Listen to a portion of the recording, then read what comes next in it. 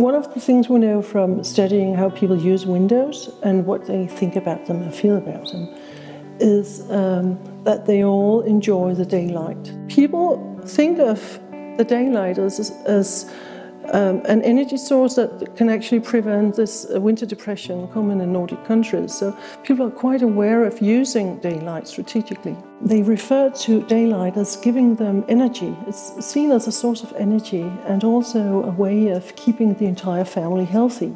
They also refer to different types of light that they enjoy. Not the sun that blinds people, obviously people don't like that, but they do like the scattered light and filtered light.